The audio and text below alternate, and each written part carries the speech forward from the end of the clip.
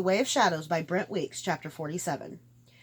The game wasn't going well. The pieces were spread out before Dorian like armies, except that they weren't like armies, they were armies, though in this game few of the soldiers wore uniforms. Even those who did moved with reluctance. The fool king shamed the commander. The reluctant king was kneeling somewhere at this moment. The Magian secret's secret had split him from the king who might have been. The shadow that walks and the courtesan couldn't decide which side they were on. The rent boy was moving fast, but too slow, too slow. The prince of rats had marshaled his vermin, and they would rise from the warrens, a tide of human filth. Even the rogue prince and the blacksmith might play a part if... Blast! It was hard enough just envisioning the pieces as they were. From there, he could often focus on one piece and see the choices it faced. The commander, as a drunk king shouted in his face. The shadow that walks as he faced the apprentice in a honeymoon chamber. But just as he was fixing the pieces in space, setting their relative positions, he'd start seeing one or more at a different time, seeing where the blacksmith would be in 17 years, stooped over a forge, urging his son back to work. Didn't do him any good in figuring out how to keep fear alive until that day. He went back to work. Now where was the kidnapped? Sometimes he felt as if he were but a breath of wind over the field of battle. He could see everything, but the most he could hope to do was blow one or two killing arrows off course. Where is that Magian secret, huh? Open the door quick, Dorian said. Fear looked up from the little table where he was seated, dragging a whetstone across the face of his sword. They were in a little house they'd rented off Sidlin, where Dorian said they would be left alone. Fear rose and opened the door. A man was just disappearing past it, walking determinedly down the street. His hair and gait were familiar. He must have seen something out of the corner of his eye, of course. The blonde mountain that was Fear was hard to miss, because he turned on his heel, his hand dropping to his sword. Fear? Fear looked almost as surprised as Solon was, so Dorian said, "Both of you, inside." They came in, Fear giving a customary grumble about how Dorian never told him anything, and Dorian just smiling. So much to see, so much to know. It was easy to miss things right under your nose. "Dorian," Solon said. He embraced his old friend. "I ought to wring your neck. Do you know how much trouble your little Lord Geyer bit cost me?" Dorian laughed. He knew. "Oh, my friend," he said, holding onto Solon's arm, "you did well." "You look well, too," Fear said. "You were fat when you left. Look at you now. A decade of military service has done you right." Solon smiled, but the smile faded fast. "Dorian, seriously, I have to know. Did you mean that I needed to come serve Logan? Or did you mean Regnus? I thought you'd said Lord Geyer and not Duke Geyer, but when I got here, there were two Lord Geyers. Did I do the right thing?" Yes, they both needed you, and you saved both of them several times. Some you know, some you don't. Perhaps the most important thing Solon had done was something he would never appreciate. He had encouraged Logan's friendship with Kyler. But I won't lie to you. Keeping your secret was something I didn't foresee.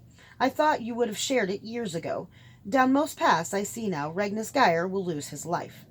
"I am a coward," Solon said. "Pah," Fear said. "You're many things, Solon, but you're not a coward." Dorian kept silent and let his eyes speak emphatically. He knew differently. Solon's silence had been cowardice. Dozens of times he tried to speak, but he could never summon the courage to risk his friendship with Regnus. The worst of it was that Regnus would have understood and laughed about it if he'd heard it from Solon's own lips. But discovering deceit in a friend felt like betrayal to a man who's had his fiancée sold out from under him to another man. "Your powers have grown," Solon said. "Yes, he's truly insufferable now," Fear said. "I'm surprised the brothers at Shosendi let you come here," Solon said. Dorian and Fear looked at each other. "You left without permission?" Solon asked. Silence. "You left against their direct orders?" "Worse," Dorian said. Fear barked a laugh that told Solon he'd been put into another plan of Dorian's that he couldn't believe. "What did you do?" Solon asked. "It belonged to us, really. We're the ones who found it again. They didn't have any right," Dorian said. "You didn't." Dorian shrugged. "Where is it?" Solon asked. From the bland looks on their faces, he knew. "You brought it here?" Fear walked to the little bed and threw back the blankets. Kurach lay sheathed on the bed. The scabbard was white leather inlaid with gold hieroglyphic script and capped with gold. "That's not the original scabbard, surely." "It works like this. It's work like this that make me want to never be a swordsmith, Fear said. The scabbard is the original, woven thick with magic as fine as Gandian silk, and I think all that's just to preserve the leather. It won't stay dirty, won't take a mark. The gold inlay is real, too. Pure gold, hardened to where it would stand against iron or even steel. If I could figure out that technique alone, my heirs would be rich to the 12th generation. We've barely dared unsheath the sword, and of course we haven't tried to use it, Dorian said. I should hope not, Solon said. Dorian, why would you bring it here? Have you seen something? He shook his head. Artifacts of such power skew my vision. They themselves and the lust they invoke are so intense that it fogs my sight.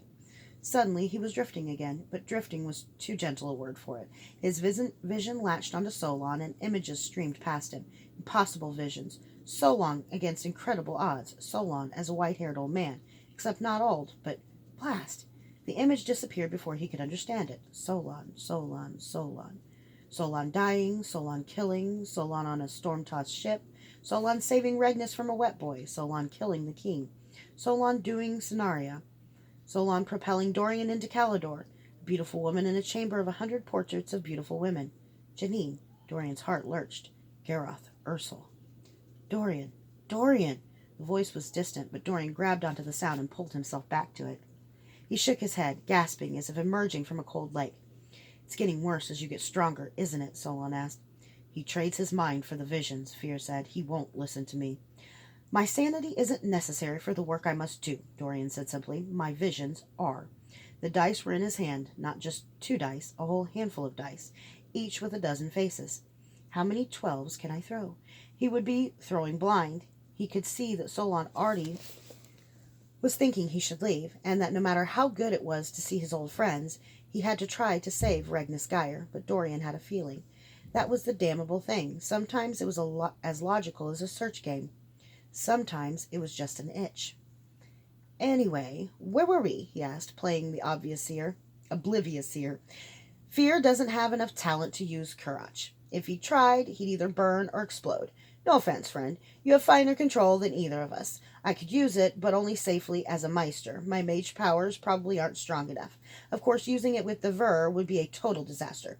I don't even know what I'd do. Of us, Solon, you're the only mage in the room, or the country for that matter, who could hope to even hold it without dying, though it would be a near thing. You'd die if you tried to use more than a fraction of its power. He gazed into the space, as if he were suddenly caught by another vision. The line was set. Surely you didn't bring it all this way for nothing, Solon said. Set and sprung. No. We had to get it away from the brothers. It was our only chance. If we'd waited until after we returned, they wouldn't have known they couldn't trust us. It would have been kept far from us. Dorian, you still believe in that one god of yours, don't you? Solon asked. I think he sometimes confuses himself with him, Fear said. It was uncharacteristically bitter, and it struck Dorian deeply. It hurt because it was deserved. He was doing it right now.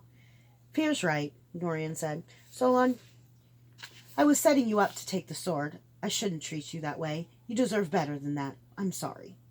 Damn, Solon said. You know I was thinking of taking it? Dorian nodded.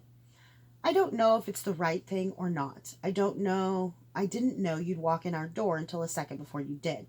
With Kurach, everything gets twisted. If you use it, Calidor may take it from us. That would be a disaster far greater than losing your friend Regnus, or even losing this entire country. The risk is unacceptable, Fear said. What good does it do anyone if we don't use it? Solon said.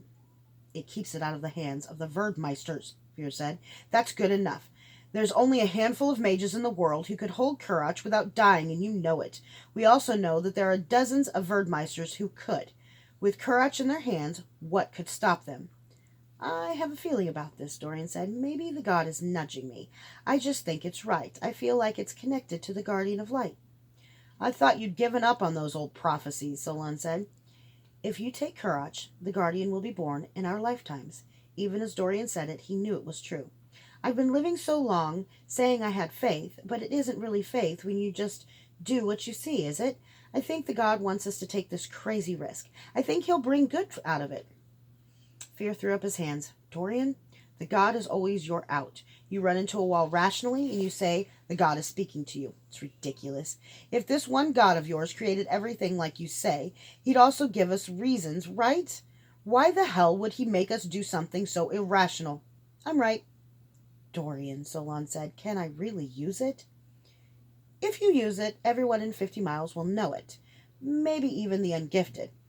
You run all the normal risks of drawing too much power, but your upper limit is higher than its lowest threshold.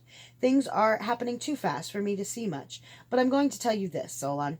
The invasion force was headed for Modai, till Kyler didn't kill Durzo Blint, so they were preparing for a different kind of war. The boats arrived tonight. They have 60 Meisters. 60? That's more than some of our schools, Fear said. They are at least 3 Verdmeisters capable of calling forth pitworms. If I see any little men with wings, I'll run, Solon said. You're mad, Fear said. Dorian, we need to leave. This kingdom's doomed. They'll capture Kurok. They'll capture you, and then what hope will the rest of the world have? We need to pick a battle we can win. Unless the god is with us, we won't win any battles, Fear.